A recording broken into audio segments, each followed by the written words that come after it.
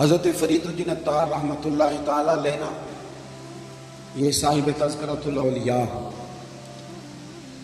اتنے اللہ تبارک و تعالیٰ کے قریبی لوگوں میں سے ہوئے ہیں کہ پھر انہوں نے مقربین کی لسٹ بنائی، یعنی تذکرۃ الاولیاء لکھی، اللہ کے بندوں کے حالات انہوں نے جمع کی۔ یہ عطار تھے، عطر بیچتے تھے۔ عطر کا کاروبار ایک مہنگا کاروبار ہے۔ عرب شریف میں اللہ تعالیٰ ہم سب کو زیارت نصیب کرے تو سونے والی دکان کے ساتھ عطر کی دکان ہوتی ہے، یعنی اتنا کرایہ وہ بندہ دے رہا ہے اتنا یہ دے رہا ہے۔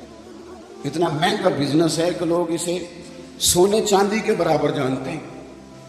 بڑا مہنگا کاروبار تھا۔ فرماتے مہنگی مہنگی خوشبوئیں میں نے سجائی ہوئی تھی۔ ایک دن ایک درویش بابا جی آ گئے تو 2 4 5 بوتلیں انہوں نے دیکھی، خوشبو لینی تھی، تو جو اچھے سیل مین ہوتے ہیں یہ گاہک کو جانے نہیں دیتے۔ فرماتے ہیں میں نے بھی آگے بڑھ کے بابا جی سے کہا، جب انہوں نے دیکھ لی کافی چیزیں تو میں نے آگے بڑھ کے کہا کہ بزرگوں کیا چاہیے، مجھے حکم کریں میں دیتا ہوں، کیا دیکھ رہے ہیں، کون سی خوشبو چاہیے؟ تو بابا جی فرمانے لگے پتر میں تو دیکھ رہا ہوں کہ تیری جان بڑی مشکل سے نکلے گی۔ اتنا دنیا دار بندہ تھا، مجھے بڑا غصہ آیا۔ میں نے کہا بابا وہ کیوں؟ میں نے کہا پتر مال ہی بڑا جمع کیا ہے، مرے گا کبھی یہ والی شیشی یاد آئے گی، کبھی وہ والی یاد آئے گی۔ نہیں سمجھ آئی آپ کو بات؟ یعنی کبھی مسلم کمرشل بینک والا اکاؤنٹ یاد آئے گا، کبھی ابھی بینک والا یاد آئے گا، کبھی وہ جو فیصل آباد میں پلاٹ لیا وہ پریشان کرے گا، کبھی لاہور والی سوسائٹی کی فائل ڈسٹرب کرے گی کہ اتنا کچھ چھوڑ کے مر جاؤں، اتنی محنت سے اکٹھا کیا تھا، کبھی وہ پجارو کبھی یہ پجارو، اتنا مشکل تو ہم بناتے ہیں دنیا داری۔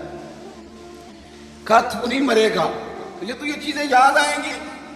فرماتے میں دنیا دار تھا، دنیا دار کو نصیحت کرے تو غصہ کرتا ہے۔ کہتے ہیں میں نے کہا اچھا بابا میری جان مشکل سے نکلے گی تو تیری کیسے نکلے گی؟ فرماتے کہنے لگے بیٹے ادھر آ دکھاؤں۔ کہتے ہیں میں مڑ کے اوپر سے ہو کے بزرگوں کے قریب آیا، وہ میری دکان کے فرش پہ لیٹے کلمہ پڑا، روح پرواز کر گئی۔ عرش فرشتے بانگا ملیاں، مکے پہ گئے شور، بلے شاہ آسان نہیں مرنا، یہ تے مر گیا ہی کوئی ہور، تے نالے وارث شاہ وہ کدوں مر دے جنہ کیتیاں نیک کمائیاں نے۔ اور اقبال کہنے لگے موت کو سمجھے ہیں غافل اختتام زندگی، یہ ہے شام زندگی، پھر صبح دوام زندگی، اس کے بعد تو صبح ہے زندگی کی، یہ تو ایک شام ہوئی ہے بس، اٹھیں گے تو سویرا ہوگا۔ کہتے ہیں بابا جی کی روح پرواز کر گئی۔ کہنے لگے پتر میں تو اس طرح جاؤں گا۔ فرماتے ہیں میں نے کفن دفن کیا، میں نے جنازہ پڑھا، میں نے دفن کیا، کوئی وارث نہیں ملا، اسی کسی دے کچھ نہیں دے لگ گئی، نہ کوئی ساڈا دردی۔ کہتے میں نے دفن کیا۔ پھر اس کے بعد مجھے مسئلے کی سمجھ آ گئی، پھر بعد میں سمجھ آ گئی مال وارثوں کا ہے، آج بھی وارثوں کا ہے، کل بھی، یہ پکی بات ہے۔ اور وارث اپنی اپنی طبیعت کے ہیں، اپنے اپنے مزاج کے ہیں۔ ہو سکتا ہے آپ کا محنت کا مال وہ ہفتوں میں ضائع کر دیں، اپنی اپنی طبیعت کے ہیں نا وارثین۔ ہو سکتا ہے آپ کی بڑی بنائی ہوئی چیزیں وہ چند منٹ لگائیں، گیا سارا کچھ۔ تو بہت سارے معاملات میں اگر ہماری توجہ ہو کہ ہم نے جانا ہے اور ڈائریکشن ٹھیک ہو تو پھر موت کا کوئی خوف ہو، پھر تو تیاری ہے۔ حدیث بخاری دیکھیے گا، حضرت ابو ہریرہ رضی اللہ تعالیٰ عنہ بھی حدیث کے راوی ہیں، اور ایک مقام پہ اسی حدیث کو حضرت انس بن مالک رضی اللہ تعالیٰ عنہ نے بھی روایت کیا ہے۔ ایک خاتون حضور کی بارگاہ میں آئی اور عرض کی یا رسول اللہ صلی اللہ علیہ وسلم مجھے مرگی کا مرض ہے، یہ بڑا اعصابی مرض ہوتا ہے، جسمانی امراض بھی بڑے مشکل ہوتے ہیں، مرض تو اللہ معاف کرے کوئی بھی ٹھیک نہیں، لیکن یہ جو اعصابی مرض ہے نا، یہ ایک بہت بڑا مشکل مرحلہ ہے کہ آپ کا دماغ کنٹرول میں آ جائے۔ تو مرگی کا مرض بندے کو بے ہوش کر دیتا ہے، اعصاب کنٹرول کر لیتا ہے، جسم بھی قبضے میں آ جاتا ہے، اور پھر خاتون ہو تو ویسے ہی حوصلہ کم ہوتا ہے۔ عرض کرتی ہے حضور مجھے مرگی ہے، میں بڑی تکلیف میں ہوں، میرے لیے دعا کر دیں۔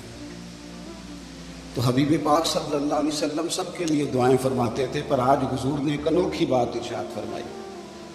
حضور فرمانے لگے اگر تو کہے تو دعا کر دیتا ہوں، اللہ شفا دے گا، اور اگر تو کرے صبر۔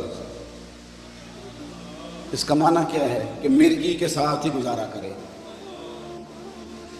نہیں سمجھ آ رہی بات؟ مرگی کے ہم مانتے نہیں، ویسے مرض جو آتا ہے نا وہ جاتا کام نہیں ہے، گزارا اس کے ساتھ ہی کرنا پڑتا ہے۔ ہم پتہ کیا کرتے رہتے ہیں، ہم پریشان ہو جاتے ہیں، ٹینشن لے لیتے ہیں، لیکن اس کے ساتھ جینا نہیں سیکھتے۔ اپنی بیماریوں، آزمائشوں، پریشانیوں کے ساتھ جینا سیکھیں۔ جن کو ان کے ساتھ جینا آ جاتا ہے نا، وہ زندگی کا سارا سکون حاصل کر لیتا ہے، وہ ساری آسانیاں پا جاتا ہے، جسے اپنی مشکلات کے بیچ جینا آ گیا۔ اور جو بیچارہ دل چھوڑ کے بیٹھ گیا، اوہو بس یہ آخری ٹینشن ہے، اس کے بعد مر جانا ہے، وہ گیا کام سے۔ مشکلات ہی تو ایک ایسا وقت ہوتا ہے جہاں انسان کی صفائی بھی ہوتی ہے، وہ نکھر بھی جاتا ہے، تربیت بھی ہو جاتی ہے، اور ایک اچھی ٹریننگ اس کی ہوتی ہے، پھر اگلے مرحلے اس کے لیے آسان ہو جاتے ہیں۔ حضور نے فرمایا اگر تو کہے دعا کرتا ہوں اللہ شفا دے گا، اور اگر تو کرے صبر، گویا اس کے ساتھ ہی گزارا کرے، تو پھر کیا ملے گا؟ حضور فرمانے لگے رب حساب نہیں لے گا، بغیر حساب کے جنت عطا کرے گا۔ ہم سے ویسے پوچھا جائے تو ہمیں شفا ہی چاہیے، کیونکہ یؤمنون بالغیب کے جو معاملات ہیں نا، ان پر یقین رکھنا کامل لوگوں کا طریقہ ہے۔ کہا آپ بتائیں شفا کے جنت، تو صحابہ کہتے ہیں 1 منٹ نہیں لگایا بی بی نے سوچنے پہ، عقیدہ پختہ تھا نا، انہیں پتہ تھا کہ دراصل ہمارا فائدہ یہ ہے کہ ہماری آخرت ٹھیک ہو، بچ جائیں۔ فوراً وہ خاتون عرض کرنے لگی حضور گویا تھوڑی سی تو زندگی ہے، میں اس کے ساتھ ہی گزارا کر لوں گی، آپ دعا کر دیں رب مجھے جنت عطا کر، مجھے جنت کی ضرورت ہے۔ اس کے تو ساتھ بھی تھوڑا وقت کتنا ہے، وقت کتنا ہے، بس آ گیا اٹھنا فریدہ سوتے آؤ، اب بس داڑھی آ گئی پور، اگا نیڑے آ گئی، پچھا رہ گئی دور، تے اٹھنا فریدہ سوتے آ، جھاڑو دے مسیت، اوے تو ستے ہیں رب جاگدا، تیری ڈاڈے نال پریت، تے اٹھنا فریدہ ستیا، خلقت ویکھن جا، امتے کوئی مل جائی بخشیا تے تو بھی بخشیا جا، کچھ کر آگے بڑھ۔ اگلا سفر جو ہے اس پر